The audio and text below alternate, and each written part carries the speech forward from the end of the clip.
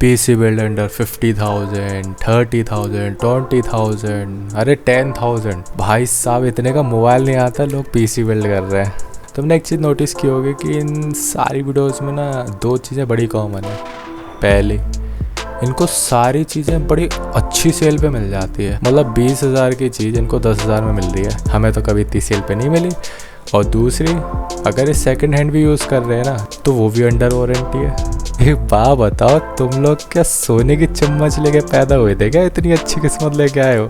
Hey guys, welcome to my YouTube channel. So आज की इस वीडियो में हम एक पीसी बिल्ड करेंगे फॉर फाड़ू video editing and decent gaming के बेसिस पे। पीसी बिल्ड करते समय क्या दिक्कतें आती हैं जो ये सारे यूट्यूबर्स नहीं बताते। मतलब ऐसे बताते हैं कि पीसी बिल्ड करना तो हलवा है। अरे भाई साहब नहीं है, मैंने भी पहली बार बिल्ड किया था। एक हफ्ते तक मैं बस इसी टेंशन में था कि यार कंपोनेंट चल क्यों नहीं रहा मेरा। देखो वायरिंग ईजी होती है, लेकिन एक कंपैटिबिलिटी चीज़ होती है जो मैं तो आगे वीडियो में बताता हूँ। ठीक है, सो वीडियो को शुरू करते हैं। ओके, सो बात करते हैं सबसे मेन कंपोनेंट के बारे में जो तुम्हारे कंप्यूटर का दिमाग होता है, वो होता है CPU। तो उसके लिए मैं यूज़ कर रहा हूँ Ryzen 7 2700, जो कि 8 कोर और 16 थ्रेड का प्रोसेसर है। इस हम वीडियो एडिटिंग के लिए पीसी बिल्ड कर रहे हैं और बजट में बिल्ड करने की कोशिश कर रहे हैं, तो फिर 8 core 16 processor under 17,500 is a good deal for me. देखो, अगर तुम्हें वीडियो एडिटिंग अच्छी करनी है तो तुमको कोर्स पे ध्यान देना चाहिए। जो तुम्हारा CPU है उस पर ध्यान देना चाहिए कि उसमें मैक्सिमम नंबर ऑफ कोर्स हो। सो CPU के लिए हम ये यूज़ कर रहे हैं। तुम अमेजोन के इसके प्राइस अप एंड डाउन होते रहते हैं। ये हो सकता है तुम्हें 15,000 का भी मिल सकता है, लेकिन मैं बता रहा हूँ तुम खोल के देखोगे अराउंड 17,000 का ही मिलेगा, तो हम ज़्यादा होप नहीं लगाते हैं। ओके, तो GPU के लिए मैंने यूज़ किया गीगाबाइट का GTX 1660 सुपर। ये काफ़ी बजट फ्रेंडली और बहुत ही बढ़िया ग्राफिक कार्ड है। मतलब इससे तुम डिसेंट गेमिंग कर सकते हो अगर तुम्हारा गेमिंग में इंटरेस्ट है। इसमें तुम 180p पे 60 FPS प्लस हाई ग्राफिक्स पे आराम से गेम कर सकते हो। कोई दिक्कत नहीं आती, कोई लैग्स नहीं आते। मैं ऐसा बंदा हूँ जिसने लो ग्राफिक्स पे 20 FPS पे गेम खेल के मज़े करता था। ठीक है, कुछ लोगों को 4K खेलने में मज़ा आता है, 120 FPS में खेलने में आता है, तो उनका अपनी अपनी प्रेफरेंस है। मेरे लिए तो एक अच्छी जंप है 20 FPS to 60 FPS is really good. और ये तो मैं अराउंड 22,500 का मुझे मिला है, तो मैं भी इतने के आसपास मिलेगा। ज़्यादा होप मत पालना कि मेरे को 15 में मिल जाए, 16 में मिल जाए, नहीं 22 में ही मिलेगा। हो सकता है ज़्यादा का मिल जाए। ओके, सो मदरबोर्ड पे आते हो तो मैंने मदरबोर्ड का ये लिया है, गीगाबाइट कंपनी का ही आता है औरस, जो कि B40M औरस एलिट, जो कि मेरे को अराउंड 10,000 कुछ का पड़ा है। और ये यार मेरे हिसाब से 10,000 में काफ़ी बढ़िया मदरबोर्ड है। ये कंपैटिबल भी है राइजन के प्रोसेसर्स के साथ, उसके सेकंड जनरेशन थर्ड जनरेशन सबके साथ ये कंपैटिबल है। बस तुम्हें बायोस अपडेट करनी पड़ती है न्यू जनरेशन के लिए, जो इसमें हो जाती है। तो मेरा तो सेकंड जनरेशन का, तो मेरे को कोई बायोस की अपडेट की ज़रूरत नहीं पड़ी, तो मेरे मतलब बहुत ईजिली काम कर गया। अगर तुम कोई और सा प्रोसेसर ले रहे हो तो तुम्हें बायोस अपडेट करने की शायद ज़रूरत पड़ जाए, तुम देख लेना। और हाँ, मैं यार मदरबोर्ड की तुम्हें एक चीज़ बता दूँ जो कोई भी नहीं बताता, और काश किसी ने मुझे बताया होता। देखो, तुम्हारा जो मदरबोर्ड होगा ना, उसके साथ एक इस तरह की बुकलेट आएगी, तुम उसको ज़रूर पढ़ लेना। इसमें जो प्रोडक्ट स्पेसिफिकेशन में लिखा होता है कि इसमें कौन सी चीज़ कंपैटिबल है, ये सबसे ज़्यादा इंपॉर्टेंट होता है। देखो, मैं बताता हूँ मेरे को दिक्कत क्या होती है। अब हम मेमोरी की बात करते हैं, मतलब रैम मैंने कौन सी यूज़ करी है। मैंने रैम ऑर्डर कराई थी, वो थी ADATA की APG 3200 mAh की कैप उसकी थी स्पीड, और वो 16 GB की थी। जो मैंने ऑर्डर कराई थी वो तो नहीं है, उसकी जगह उस बंदे ने मेरे को HyperX Fury भेजी थी, लेकिन वो उसकी स्पेसिफिकेशन बिल्कुल एग्जैक्टली सेम ही थी। तो मैंने वो ना लगा के देखी थी। जब मैंने PC बिल्ड किया, भाई साहब नहीं चली वो, तो मुझे लगा उसने मेरे को फॉल्टी प्रोडक्ट भेजा है। ऐसा नहीं था, फॉल्टी नहीं था। मैं बताता हूँ, जो मेरा ये मदरबोर्ड है इसमें लिख रखा है साफ साफ कि कितने MHz की इसमें मेमोरी चल सकती है। इसमें बेस फ्रिक्वेंसी दे रखी है, क्योंकि इसमें सारी फ्रिक्वेंसी है ना वो 2000 के अंडर में। तुम बोलोगे मेरे को तो 3000 वाली गेमिंग वाली चाहिए, वो चल जाएगी, लेकिन उसमें एक बार चेक कर लेना उसकी बेस फ्रिक्वेंसी क्या है, क्योंकि जितने भी गेमिंग वाली रैम आती है उसमें वो XMP करने पे ही उसकी ओवरक्लॉक होती है उसकी स्पीड। ठीक है, लेकिन उसकी एक पर्टिकुलर बेस फ्रिक्वेंसी होगी, वो चेक कर लेना और अपने मदरबोर्ड की स्पेसिफिकेशन ज़रूर पढ़ लेना। तो इतना ज़्यादा नाटक हुआ था ना, दुकान पे चला गया था, अपने लोकल मार्केट में चला गया था, और मैंने बोला था भैया मेरा जो ये है मदरबोर्ड, इसके हिसाब से बता दो कौन सी लगेगी, मैं वही ले लूँगा। तो मैं उसने मेरे को फिर, अब लोकल मार्केट में गेमिंग रैम नहीं मिलती, ठीक है, मैं जहाँ पे रहता हूँ, तो फिर मेरे को सैमसंग की लगानी पड़ी थी, जो कि मेरे को 16 GB की करीब 5,400 की पड़ी थी। अब उसकी उसमें लाइक ओवरक्लॉक का कोई ऑप्शन नहीं है, तो फिर यहाँ मेरा नुकसान हो गया था, लेकिन कोई बात नहीं। वीडियो एडिटिंग में और ऐसी कोई दिक्कत नहीं आती। तुम्हारी रैम स्पीड इतनी मैटर नहीं करती। अगर तुम्हें गेमिंग की भी बात करनी है तो 10 FPS का डिफरेंस आता है स्पीड में। अगर पावर सप्लाई की बात करें तो फिर मैंने कॉर्सर का CV450 लिया था। ये तुम कहोगे कि कम है, लेकिन एक्चुअल में कम नहीं, ये एग्जैक्टली जो मेरा प्रोसेसर और सारी चीज़ें लाई है ना उतना ही उठाएगा, ये उससे ज़्यादा नहीं उठा सकता। ये मैंने कैसे चेक किया, मैं ना डिस्क्रिप्शन में लिंक डाल दूंगा। एक वेबसाइट है जिसमें तुम अपना PSU यूसेज चेक कर सकते हो कि तुम्हारा जितने भी सिस्टम तुमने लगा रखा है अपने PC में वो कितनी पावर लेता है और तुम्हें कितने वॉट पावर की तुम्हें PSU की ज़रूरत है। इसको लेने के मेरे पास 2 रीज़न थे कि पहला तो ये बहुत ही बढ़िया सीरीज़ है, कॉर्सर का CV सीरीज़ है और 80+ ब्रॉन्ज है, मतलब ये 80% एफिशिएंट है। और सेकंड इसमें जो ब्लैक रंग की वायर्स थी, क्योंकि मैं थोड़ा एस्थेटिकली मेरे को थोड़ा क्लासी लुक चाहिए था, इसलिए ब्लैक केबल्स थी इसकी, तो मैंने इसलिए इसको यूज़ किया और ये मेरे में चल रहा है। ठीक है, मैं करीबन 1 हफ्ते से चला रहा हूँ, मेरे को कोई दिक्कत नहीं आई है। लेकिन तुम्हारे ऊपर है, तुम चाहो तो अपग्रेड कर सकते हो। मेरे हिसाब से CV450 इज़ इनफ, तुम्हें इससे ज़्यादा की ज़रूरत नहीं पड़ेगी। आगे चल के तुम अगर ओवरक्लॉक वगैरह करोगे तो ज़रूरत पड़ सकती है तुम्हें ज़्यादा वॉट की, लेकिन मैं ओवरक्लॉक नहीं कर रहा, मेरे को नहीं है ज़रूरत। क्योंकि जब तुम अपने CPU को ओवरक्लॉक करते हो ना तो जो CPU के साथ जो कूलर आता है वो इनफ नहीं होता। ओवरक्लॉक करने के लिए तुम्हें एक्सटर्नल कूलर लेना पड़ता है, जो कि एक एक्स्ट्रा कंपोनेंट ले रहे हो तो उसके एक्स्ट्रा पैसे लगेंगे। ये गलती मत कर देना कि तुमने अपना CPU ओवरक्लॉक कर दिया, तुमने कूलर नहीं डाला उसमें, तो हमारा CPU जल जाएगा, सब बर्बाद हो जाएगा।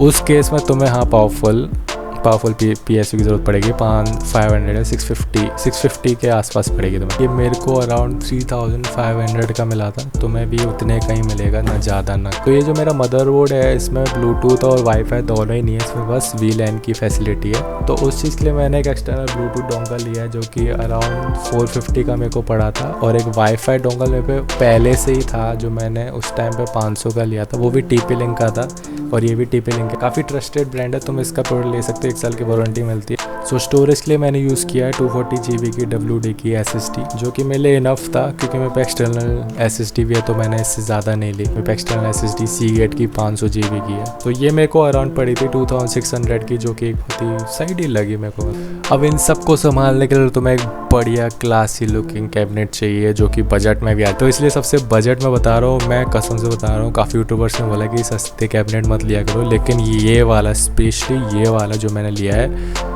बहुत एलिगेंट है। मैंने लिया है एंटी स्पोर्ट का 100 TG मिड टावर लिया है, जो कि काफ़ी बढ़िया है। और इसमें खास बात ये है कि जो इसमें पैनल लगा हुआ है वो ग्लास का लगा हुआ है। मैं किसी और की कोई गारंटी नहीं दूंगा, लेकिन मैं तुम्हें बताता हूँ, तुम्हें कैबिनेट लेना है ना, तो अगर तुम बजट में ढूंढ रहे हो तो ये एंटी स्पोर्ट का 100 TG बेस्ट है, ले लो, आंख बंद करके ले लो।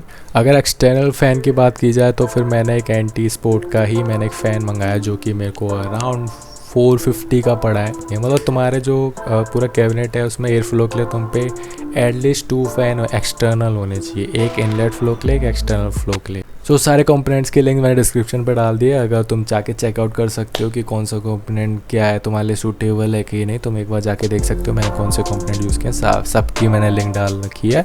हम पे सारे कंपोनेंट्स तो आ गए, अब हमें सीधे PC बिल्ड करना है। तो इस PC बिल्ड में मैं बताता हूँ कि तुम्हें क्या दिक्कत आएंगी ही आएंगी और उनका क्या सॉल्यूशन है। देखो, सबसे पहले जब तुम मदरबोर्ड फिट करोगे उसमें जब तुम CPU लगाओगे ना, AMD Ryzen 7 ले रहे हो तो उसके साथ एक बड़ा सा फ़ैन आएगा, उसमें ऑलरेडी थर्मल पेस्ट लगा होता है, तुम्हें उसकी चिंता की ज़रूरत नहीं है। जब तुम उसको लगाओगे ना तुम्हें काफ़ी दम लगाना पड़ेगा उसको मदरबोर्ड में फिक्स करने के लिए, क्योंकि उसमें ना स्प्रिंग लगी रहती है। तो ये मत सोचना मैं इतना दम लगा रहा हूँ मेरा मदरबोर्ड ना टूट जाए, नहीं, वो स्प्रिंग की वजह से बहुत ज़्यादा टाइटली लगाना पड़ता है। और हाँ, एक और चीज़, तुम्हें डायगनल लगाना है स्क्रू, ऐसे मत लगाना कि एक यहाँ लगा दिया फिर यहाँ लगा दिया, नहीं लग पाएगा, फिर तुम्हारी ये दो नहीं लग पाएंगे। पहले यहाँ लगाना, फिर यहाँ लगाना, अब यहाँ लगाना, फिर यहाँ लगाना, मतलब डायगनली लगाना है, ठीक है, तभी लगेगा, नहीं तो तुमसे लगेगा ही नहीं। एक और चीज़ होती है, अगर तुमने ये स्पेसिफिकली कैबिनेट ले रहे हो जो मैं तुम्हें सजेस्ट करूँगा कि ये वाला कैबिनेट लेना, तो इसमें ना पीछे से एक जहाँ पे GPU लगता है ना, उसमें एक तरह की एक रेल टैप लगी हुई है जिसको तुम्हें अपने हाथों से निकालना है, जो कि तुम्हें ऐसा लगेगा कि मैंने तोड़ तो नहीं था, नहीं तुम तोड़ नहीं रहे, जब तक वो नहीं हटेगा तब तक तुम उसमें GPU कार्ड नहीं लगा सकते। अपने मदरबोर्ड में लगा दो, लेकिन तो फिक्स नहीं कर पाओगे क्योंकि तुम्हें GPU को भी चौबे से कसना पड़ता है। तो फिर तुम्हें उस कैबिनेट का वो वाली जो रेल है उसको निकालना पड़ेगा, तभी जाके उसमें GPU लगेगा। तुम ये मत सोचना कि मैं कहीं वायर गलत ना लगा। PSU के साथ जो जितने भी वायर आए ना तुम्हारे, ये ऐसे बनाए गए हैं कि मदरबोर्ड के स्पेसिफिक पार्ट में लगेंगे, तुम गलत जगह फिक्स हो ही नहीं सकते। इस वायरिंग में तुम्हें दिक्कत नहीं आएगी। तुम चाहो तो यूट्यूब पर देख लेना कि कौन सा वायर कहाँ लगता है, वैसे नहीं आएगी तुम्हें दिक्कत, क्योंकि जो तुम्हारी बुक मैनुअल दी होती है ये उसमें दे रखा है कि तुम्हें PSU का कौन सा वायर कहाँ लगाना है। और जो तुम्हारे CPU के वायर होते हैं वो थोड़े से कॉम्प्लिकेटेड होते हैं, उसकी थोड़ी सी रिसर्च करके लगाना कि उसमें थोड़ा कन्फ्यूजन हो सकता है। जो तुम्हारा जो फैन एक्सटर्नल फैन है उसके लिए अलग से PSU में वायर है, वो तुम्हें पहली बार पहचानने में दिक्कत आएगी। PSU में नहीं लग पा रहा तुमसे वो, तो बोले ये कैसे लग सकता है, इसमें तो 2 पिन है उसमें 4 है। उल्टा कर देना फिर लगाना उस केबल के साथ तो लग जाएगा। तुम्हारा जो PSU होता है उसमें एक होते हैं मेन वायर जो कि तुम्हारे पूरे मदरबोर्ड के साथ लगती है, एक वायर होती है जो कि तुम्हारे सारे फैंस वगैरह के साथ लगती है, एक वायर होती है जो तुम्हारे सारे के सारे एक्सटर्नल स्टोरेज के साथ लगती है, जैसे कि तुम्हारी उसके साथ लग जाएगी, तुम्हारी हार्ड डिस्क के साथ लगेगी, तुम्हारी SSD के साथ लगेगी। अब बात आती है रैम की। रैम का भी बहुत ही ईजीएस्ट मेथड है। जब तुम रैम को प्लग करोगे तो उसमें ना क्लिक करके साउंड आता है, इसका मतलब रैम जो है तुम्हारी फिक्स होगी। बस इस बात का ध्यान रखना कि जो तुम्हारी रैम है उसमें ऊपर का हिस्सा लंबा होता है, नीचे का छोटा होता है, तो तुम्हें इसी तरह से लगानी है रैम, ठीक है। क्योंकि अगर तुम उल्टा लगाओगे तो नहीं लगेगी, हो सकता है ख़राब हो जाए, तो फिर उसको एक बार देख के लगाना। और जो तुम्हारी रैम के साथ स्लॉट हैं जो उनको ऊपर करके खींच देना ताकि खाली स्पेस आ जाए, तब लगाना, ठीक है। जब तुम लगाओगे तो क्लिक करके साउंड आएगी। सेम तुम्हारा GPU के साथ भी एक रिंग लगी जाती है, इसको तुम ऐसे साइड से खोल दोगे तब तुम GPU उसमें घुसेड़ सकते हो। जब तुम्हारा सारा कनेक्शन हो जाएगा तो तुम जब पहली बार PC स्टार्ट करोगे, अगर तुम्हारे साथ ये आई, जो कि आ सकती है दिक्कत अगर तुमने रैम गलत लगाई है, तो हमारा डिस्प्ले नहीं दिखेगा। तुम बोलोगे डिस्प्ले दिख ही नहीं रहा, ब्लैक स्क्रीन आ रही है। तुम सोचोगे अरे यार कहीं मेरी HDMI केबल सही से लगाई है। तो एक और चीज़ बता दूँ, तुमने HDMI केबल ना हो सकता है मदरबोर्ड के साथ लगा रखी हो। जब तुम एक GPU लगाते हो ना, तो तुम्हें जो HDMI केबल है वो तुम्हें मदरबोर्ड में नहीं, तुम्हें GPU में लगाना चाहिए, मतलब तुम्हें अपने ग्राफिक कार्ड में लगाना चाहिए HDMI केबल, क्योंकि तुम्हारा जो अब पूरा डिस्प्ले है ना वो तुम्हारा GPU देख रहा है, तुम्हारा मदरबोर्ड नहीं देख रहा। दूसरी चीज़, अगर तुम्हारा फिर भी डिस्प्ले नहीं दिख रहा, तुम्हें बायोस ही नहीं दिख रही, कुछ भी ऐसा लग ही नहीं रहा कि चल भी रहा है कि नहीं, लेकिन तुम्हारा जो पंखा है जो AMD राइजन का घूम रहा है, उसका कलर एक बार देखना कि उसका कलर क्या है। उसका कलर कुछ ऐसा आ रहा हो येलोइश ग्रीन, तो तुम्हारे सिस्टम में कुछ तो गड़बड़ है, तुमने कोई चीज़ गलत लगाई है या कोई चीज़ मिसिंग है। तुम्हारा पूरा सिस्टम अगर सही होगा तो फिर वो ग्रीन, डार्क ग्रीन तरह का कलर आएगा उस पर। अगर तुम्हारे सिस्टम में कुछ भी दिक्कत आ रही है तो वो येलोइश ग्रीन टाइप आएगा। अगर तुम रीस्टार्ट करोगे पावर ऑफ करो तो रेड हो जाता है।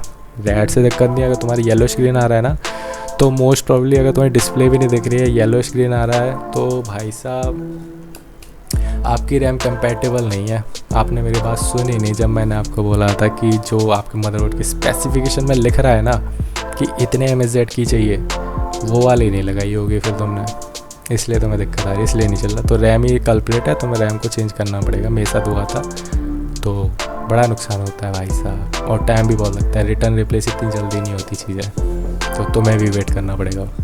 अगर बाकी सब कुछ सही रहा, तुम्हारा कनेक्शन सही रहे ना, तो वो ग्रीन रंग का चमक रहा होगा, तुम्हारा बायोस आराम से खुल जाएगा। तो तुम्हें एक और चीज़ रखनी है, कोई भी एक्सटर्नल USB या एक्सटर्नल हार्ड डिस्क को तुम बूट कर देना विंडोज़ पे। विंडोज़ डालने का अलग मेथड है, तुम जाके चेक कर सकते हो। वो ज़्यादातर एक्सटर्नल USB को बूट कर देते हैं, उसमें विंडोज़ डाल देते हैं। ईजी मेथड है और इतना अच्छा प्रोसेसर है, तो करीबन मैं बताता हूँ 20 मिनट में तो विंडोज़ इंस्टॉल हो जाती है, कोई दिक्कत नहीं आती और जल्दी भी हो जाती है। ठीक है, तो PC बिल्ड करो तो खुद से करना, चाहे गड़बड़ कर दो, ठीक है, तुम्हें सीखने के लिए मिल जाएगा कुछ। कोई भी दिक्कत आए तो यूट्यूब पे वो सारी दिक्कतें तुम सर्च कर सकते हो। वैसे जितनी भी दिक्कतें मैं बताई यही आएंगी, ये जनरल दिक्कतें हैं, बाकी और कोई दिक्कत नहीं आएगी तुम्हें।